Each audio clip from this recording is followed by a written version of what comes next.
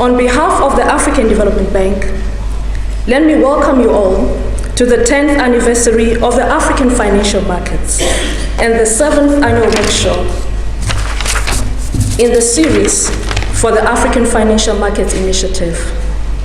And for the African Development Bank, this workshop is in line with our mandate to support the socio-economic advancement of our member countries, and more especially through the African Financial Markets Initiative, to contribute to financial sector development, enhance domestic resource mobilization, and bond market development on the continent.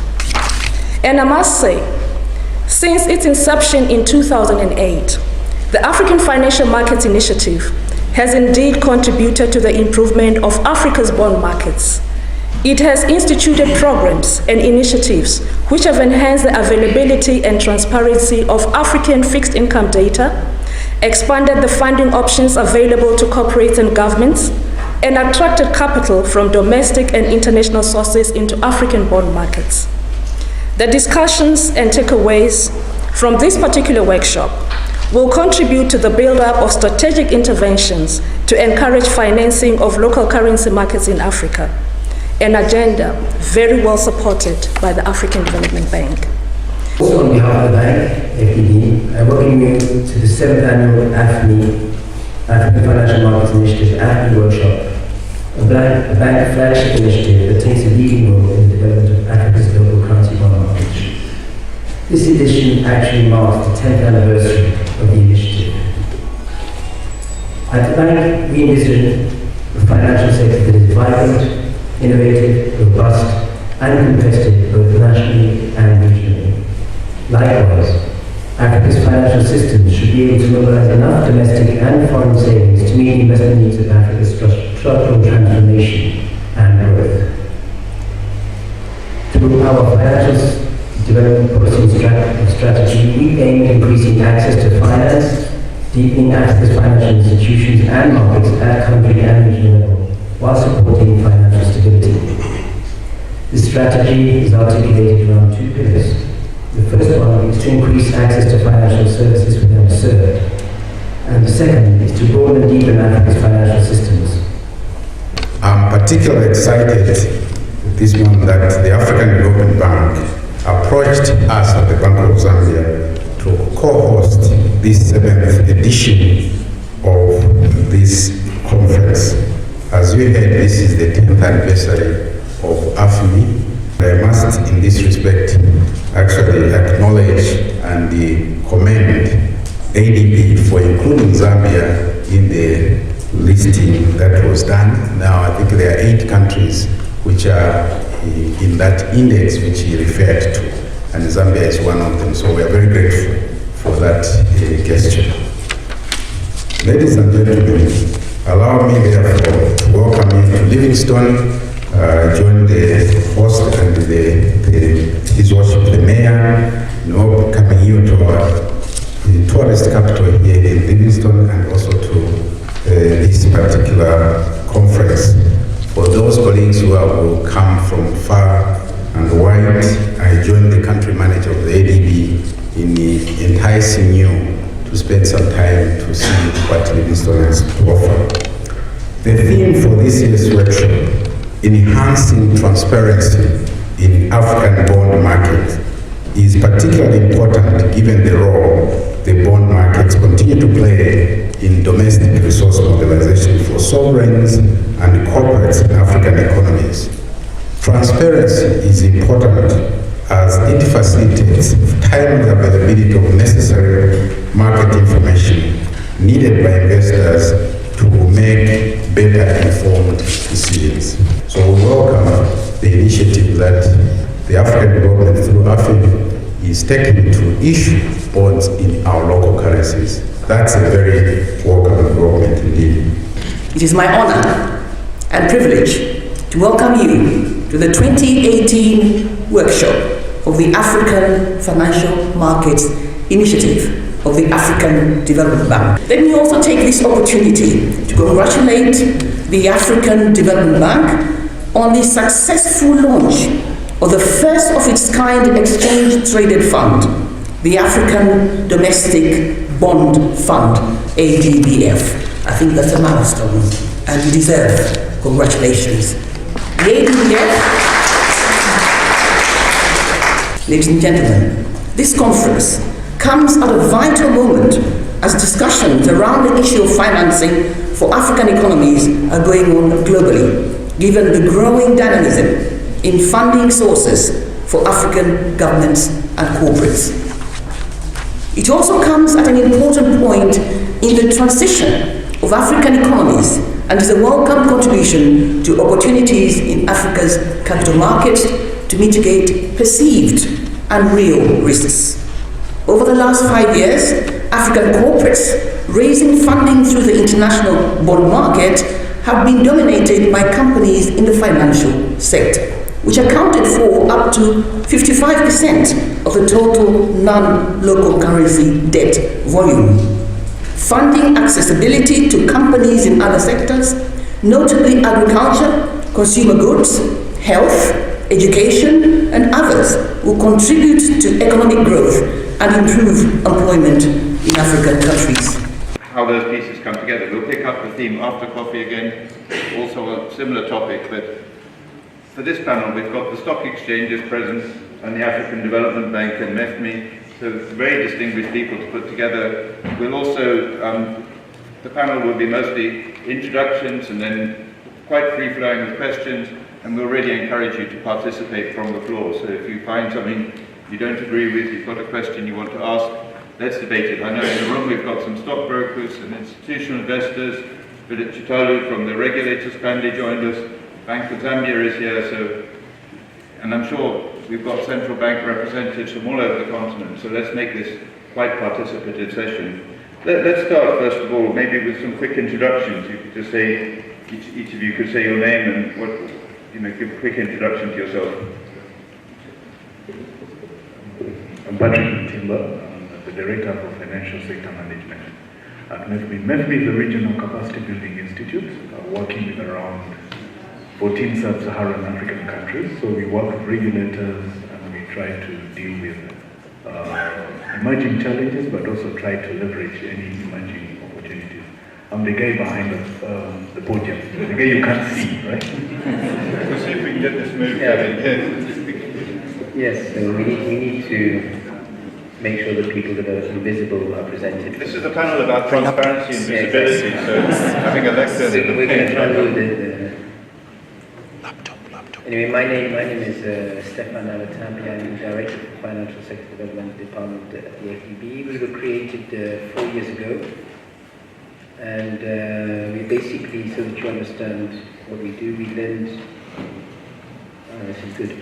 We lend about, the bank lends around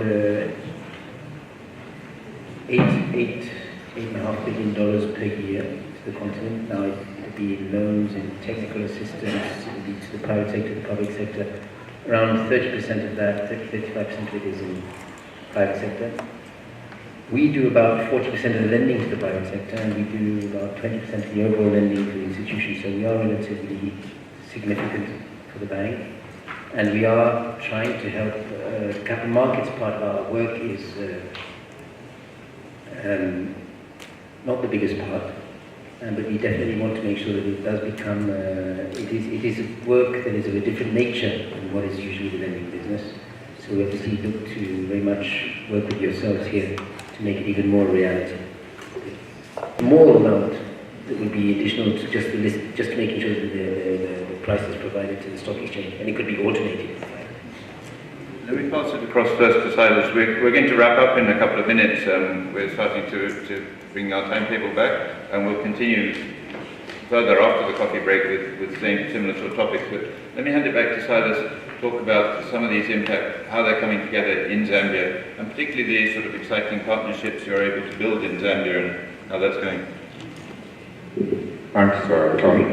Obviously,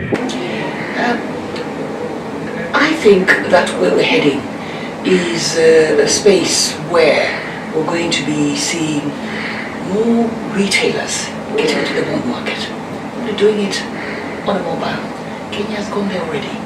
I'd like to see a situation where more and more liquidity is provided into the markets from not just large institutional investors or external issuances, but also more participation from the locals of African countries. So I see that 10 years from now becoming quite a natural thing to do, where you can invest into the bond market, not just in your country, but internationally. You're able to do it as a person, as a retailer. I think it was imperative that we go that way. In fact, a trifle late, we should have done it sooner. So I take my hat off for the AFDB for creating this particular environment and space for African countries to be able to access more liquidity and longer term financing, and hopefully cheaper financing as well. Okay, for us being part of the 8 and we're recent joiners after the initial lot of countries, which were the 2 big countries, Nigeria, South Africa, Egypt. And for us, this basket of countries provides, I believe, a lot more confidence in external investors putting money into several countries whose risks has been condensed into one risk. So you're not just looking at one country, you're looking at several. And I really hope that more and more countries can come on board and be part of this very innovative basket of countries now based out of Mauritius, I believe. The highlight of this is this particular conference. But in the background, the development of the financial markets, capital markets, is one of our key areas of interaction with the Africa. We note that they are supporting some of our companies in the industry. So as a separate we want to make sure that the environment is quite conducive for them to continue to provide that support. As you hear this time around this effort to issue local currency bonds, those would be more meaningful if the macro environment is quite stable. So may not be sometimes seem to be directly supported, but ensuring that the macro environment is stable is one of the more sustainable support mechanisms. So there's a lot that Africa has to offer going forward. We are quite well endowed as a continent, so the need for resources, financial, is quite huge. But we have to use those resources to get what also is underground, the environmental is, the climate change issues. So the future is very bright. We're just at the very beginning of tapping that potential. Absolutely essential. I think as we indicated in our statement this morning, quality data, credible data is absolutely essential. I think that's one area where we are not doing as well. So AFMI, I think, play a very, very cardinal role to expose our markets and provide more reliable information. It's one of the critical missing links in many of our decision-making efforts. So filling that gap is extremely important. Absolutely, taking, for example, this region, the Southern African region, we do have the SADC, we do have the Committee of Settlement Governance, which really is pushing for more integration. We see that we had on our panel, the high table, the Director for Regional Integration. A lot is needed to be done in that space. So I have no doubt that many countries will join in as we move forward. It's the right thing to do anyway, particularly financing for our own development, because I think we have been so much reliant on external financing, which is not always easy. One might say when you had the low interest situation, it would be much easier to get, but some access at already the cost in terms of foreign currency is going up. So that's why I think the local currency issuance is extremely important. So I have no doubt that more will join. We do have also the Association of African Central Bank Governors, which we meet there, all the 54 countries who are supposed to be So these are the discussions that we are having in those forums. So I totally think that very soon others will join in. Yes, this workshop, I think we are very expectant that it will have more concrete recommendations on how really we can develop our local bond market and how the cross-listing actually can be achieved. So having many players from different countries, I think it offers that opportunity. So we are anxiously waiting for the resolution of this, so that it's not just another all those meetings that we made in Livingstone and it ends there. No, we are expecting concrete actionable resolutions. OTC is an abbreviation for over the counter. It's a form of trading where dealers or traders make deals outside a formalized structure like a central bank or a stock exchange, and then they agree on this deal outside the market, and then they exchange money or security. Yeah, it's very important to have one market for most of securities in a small economy, especially in SADC countries, because you are able to get efficiencies in terms of trading, efficiencies in terms of liquidity, because liquidity is very important for the development of the market, and it also adds to attract a lot of international investors, because when a market is illiquid, it helps also the local investors to exit the market at the time when they want to. But then when we have two markets, they become very fragmented.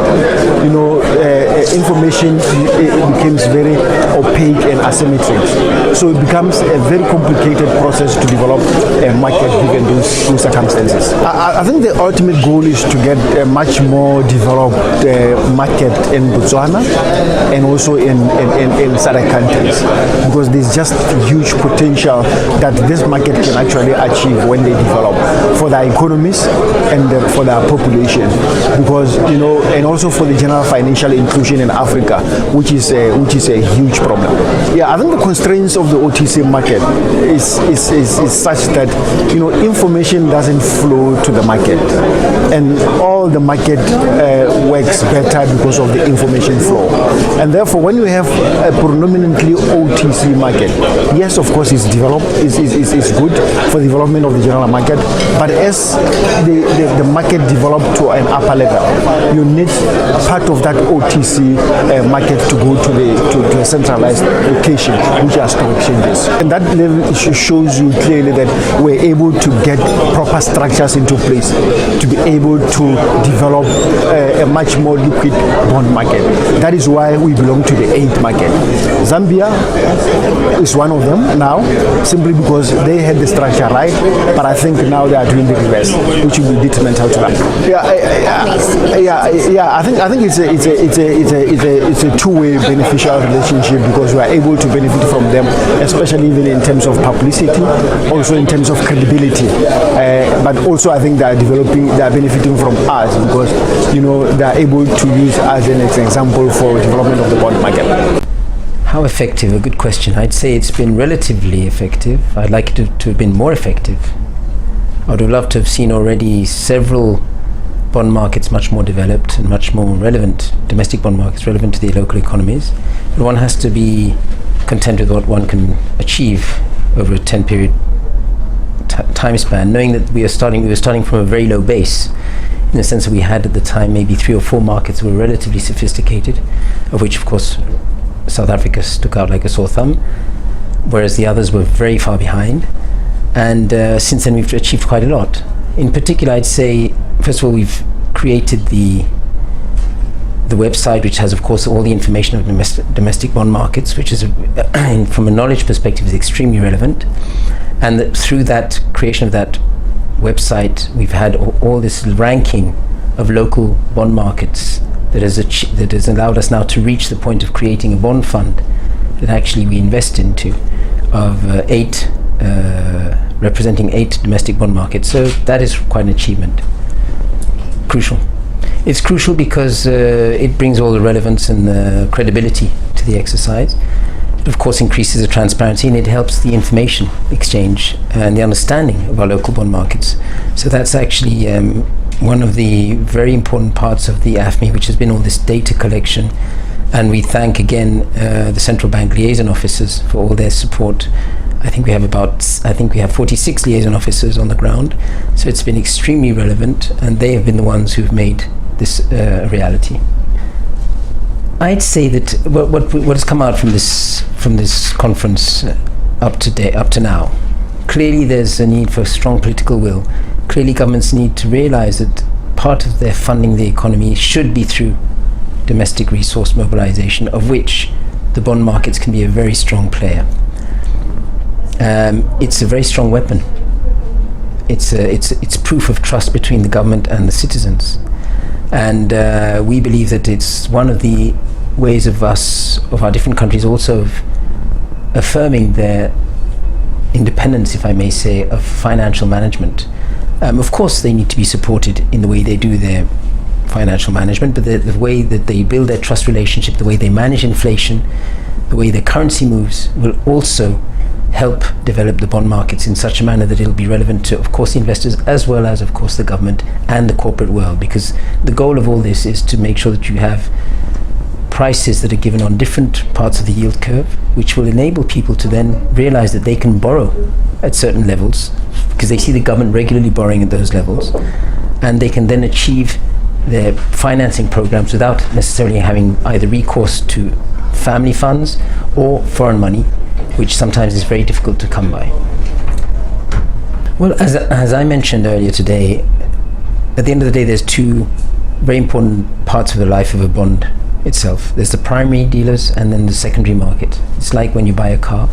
You have the salesman in the showroom. He gives you the car keys. His job is done. He'll get his bonus at the end of the month or the end of the year. Who are you dealing with from then on? It's the mechanics and the maintenance team. Well, the secondary market's the maintenance team, and they tell you they are the reflection of the quality of your car over the years. And of course, there's a secondary market when you want to sell your car. As you're well aware, certain cars that are very good quality, like BMWs, their secondary market value goes down very little. Others, it drops immediately. So the point is, it's exactly the same in the bond market. If we have a vibrant bond market, i.e. a market that has liquidity and transparency, it will be vibrant in the secondary market, and it'll help the government issuing at more attractive levels in the primary market afterwards. Now, for that to exist, this liquidity and transparency that we're mentioning today, one of the big players are whom? It's the bankers, it's the stockbrokers, it's the inter-dealer brokers, not necessarily, because several times when you think of stockbrokers, people think of shares, but we're talking about bonds here, securities brokers. So the inter-dealer brokers, i.e. between the primary dealers and the government, of course. And then it depends on what relationship they have. We heard sometimes that in certain countries people have found a modus operandi between the stock exchange and the Bankers Association to make sure that there's a liquidity, there's an information transfer between both institutions to make sure that both, let's say both groups, to make sure that people are aware of the pricing of the different bonds. It's not necessarily the case everywhere. What does that imply? That does imply that there may be less transparency. So these are things that we need to push, and it sometimes goes through a change in the institutional framework.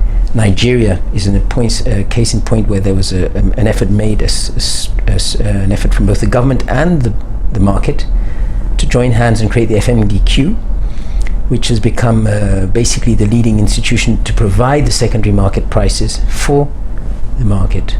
Okay, the sustainability to the secondary market depends on several factors. The first one is, who are the players in the market? Who are your long-term investors? Do you have insurance companies? Do you have pension funds? Do you have unit trusts? The unit trusts are usually made, either they're created by the asset managers locally or by the banks. Have the banks created a lot of unit trusts which are linked to bond markets, local bond markets? Is the asset management industry thriving?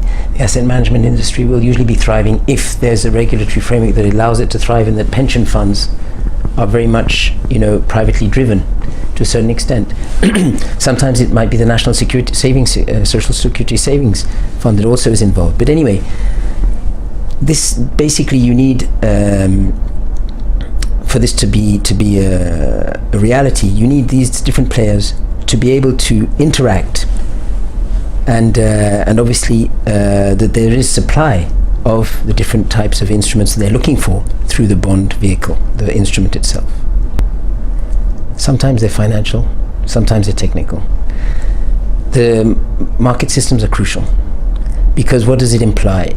Never forget, when you are buying a bond, you're providing money for a service. You expect to receive securities in exchange for the money that you're putting. Sometimes there's delay settlements. These things are linked to the lack of automation, usually, of the systems. So the systems are crucial. Beyond the settlement systems, which is very important, there's also the trading systems. The trading systems which the brokers could have. These trading systems, which, for example, the banking exchange, the bond exchange of South Africa used to have, FMDQ has. So all these different exchanges have them. In the US Treasuries, that's what they use as well. There's very much these systems that are extremely transparent. They keep the anonymity of the clients, but they allow you to see the price discovery and the exchanges at what prices they're done. So they're extremely relevant. And there are a lot of different types of providers. The AFMI's ultimate goal is very simple, is that as is done in Kenya now, that has democratized the purchase of bonds through the phone. You can buy your government bonds through your phone now. We hope that African investors, be they retail investors or institutional investors, also invest more and more often in the bond instrument, not necessarily only for government debt, but also for corporate debt, so that we actually have an alternative to bank financing of the economy. Because at the end of the day, this is the goal. The goal is to show, and that's why I mentioned it this morning in my opening statement, we've already started using securitization. What we do is we securitize receivables that are coming in the future, and we create it in a bond that we then float on the stock market, on the bond market. So you can invest in a utilities firm, for example, or in this particular case, we're investing in DESCOs, which are the distributors of renewable energy through solar home systems. We're working with them and supporting them to actually issue bonds in different markets on the continent. They're small size. We provide guarantees for that. But the important thing is that we're trying to create new funding options for innovation on the continent, which is crucial. The bank has achieved a lot by establishing AFMI. Currently, we have in place the first platform providing reliable data for Africa. The major issues for investors overseas, even in Africa, is to access credible data. And AFMI provides data for 43 countries on the continent. And another achievement is also all this training and capacity building. We have been able to train more than 1,000 professionals related to bond market development in Africa. And we are supporting central banks on terms of yield curve development for the government. We are helping the clearing house in some countries. And all this is linked to what we call the knowledge part of the AFMI. Recently, we made a lot of progress on terms of designing investment product. We established with Bloomberg a partnership where we design an index bond that provides the benchmark on the performance of African bond market. It's available on Bloomberg. It's a family of indices, BADBC, BADBX, and BADB. And this collects the most liquid bond on the continent. And recently we launched the ADBF. It's the first ETF on African sovereign bond. And this will help investors to have exposure to Africa through one single transaction. As I mentioned, we now collect data for 43 countries. Africa is 54. We need to move to the 54, and also the training, the capacity building, and we need also to help the yield curve development. If you look at the countries in Africa, we can find around 10 countries with quite developed yield curve. It means that we need to work for the rest of the market. And this is actually the goal of AFMI, is also to design product. This is an ETF, but the ETF is now listed in Mauritius in dollars, and you need to dual-list it in over market in local currency. And this will help local investors to invest and also to attract foreign investors. It's about how many global investors are coming into different regions. And we don't see the same appetite on African local currency. We see an appetite on our Eurobond because the yield is quite high and international investors are looking for yield. But in terms of investing in our local market, we don't see strong appetite for investors. But we engage with them and they raise few issues. The first one is access. Where's the bond in Africa? We know Nigeria, we know Kenya, we know South Africa, we know Morocco, we know Egypt, but there are many markets that is more challenging for them to access. There is the question of the liquidity to have the opportunity to buy and sell in the market. And many markets are not liquid enough, and it's mostly buy and hold strategy. Another issue is regulation. We are talking about 29 stock exchanges. We are talking about 54 countries and different regulation. We are talking also about the risk profile of the countries. The risk need to be assessed, and again, the transaction cost. All this is translated into transaction cost, and transaction costs are very high in Africa. And actually, this is why we create this in this index family, because it will help global investors to see the performance of our market. If you look at the performance of the index, it's 14% in dollar terms. This is huge, and this is really interesting for investors. And we need to speak to promote more our bond index to make sure that it can attract more. Last year we were in Dakar. This year we are in Zambia. The year before we were in Abidjan. Before we were in South Africa, Morocco. We are trying to be in all the market and do the balance between Southern Africa, West and North. Yeah, for us, Mauritius was Mauritius Stock Exchange actually was a good example where we can actually list our fund, because there is the possibility to list our fund in dollars, and we can do the settlement in dollars and even in euro, and global investors are looking for it. The vehicle in Mauritius will attract foreign investors and also some African investors, but with hard currency. But the dual listings that will be made in different jurisdictions, like in Nigeria and over market, will be in local currency. And this is actually the main reason of we select Mauritius, and many investors, asset managers are based in Mauritius. Yeah. I mean, what I said was that the government of Mauritius has a lot of bonds, and their debt totals around $5 billion, whereas South Africa has 14 bonds, and the debt totals close to $65 billion. So what that means is that South Africa issues less bonds, but bigger, bulkier bonds. That and Mauritius does the opposite. Now, when you come to buying and trading bonds, it's easy to trade and buy one bond which is big, rather than 5 or 6 smaller bonds and all. So that's why it basically a smaller number of bonds enhances liquidity. So what we try and suggest and recommend to governments is to actually issue or reopen existing bonds. So if there's a 5-year bond and they want to issue another 5-year bond, they should reopen the existing 5-year bond. Reopen in the sense, tap that bond. So make that bond bigger. It becomes easier to trade it. It becomes easier to find it when I want to buy it. Easier to sell it when somebody wants to buy it. Bloomberg, I don't think, the only role Bloomberg really has is that when it creates the index, it has a criteria saying that there is a minimum amount above which or below which the bond will not be included in the index. So, and it has it for different countries. So for example, in South Africa, and they already have 14 bonds, but suppose tomorrow the government issues a 15 bond, which is a very small bond at like say 200 million ZAR, it won't be included in the index. The criteria for South Africa is 1 billion as a minimum. So all Bloomberg does is it tries to create the Bloomberg's task really is to create a liquid investable index, and the same logic applies. If the bond is a big size, it will be included in the index. If it's not, it won't be included in the index, because the assumption is a smaller bond is harder to trade and it's not liquid. Well, like the index right now, for example, before the Ababi index was there, before AFMI worked with Bloomberg to create the index, there really was no metric to figure out how the bond market had done.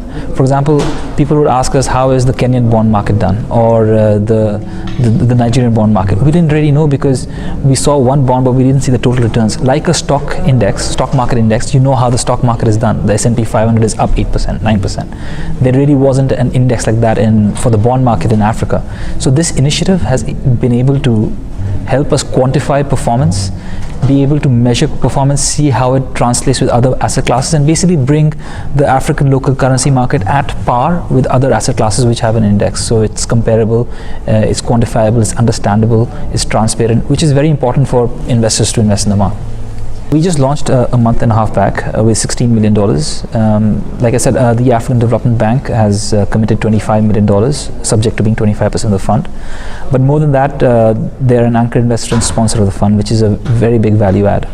Now, the sky is the limit, really, but we want the fund conservatively. I'd say we'd like the fund to be $50 to $100 million by the end of 1 year, and $200 to $300 million in a span of 2 to 3 years. Now, those numbers can vary a lot. The asset class can grow a lot, interest can grow a lot. Right now, we don't see a lot of investors investing in this asset class. Once initiatives like this, the bond index, transparency, the fund itself, start reaching out to investors and people start hearing about it within Africa, outside of Africa, there can be a lot of money that can be invested in this asset class, and we're ready to really absorb all that money right now. So the index, we basically are benchmarked to the index, to the Bloomberg index, which has 8 African local currency markets in it: South Africa, Nigeria, Kenya, Egypt, Zambia, Ghana, Namibia, and Botswana. The Bloomberg has told us that they will be adding more liquid markets according to their criteria if they meet them, and we think Morocco, Mauritius, Uganda, and Tanzania might be next. So the fund, ADBF, invests in these. Basically, the universe for us is the local currency African government bond market. So we invest in these markets. We invest in an unhedged capacity, so we do not hedge the FX. We see a lot of value in FX, but basically we're passing on the returns and risk of FX and local currency bonds to the investors.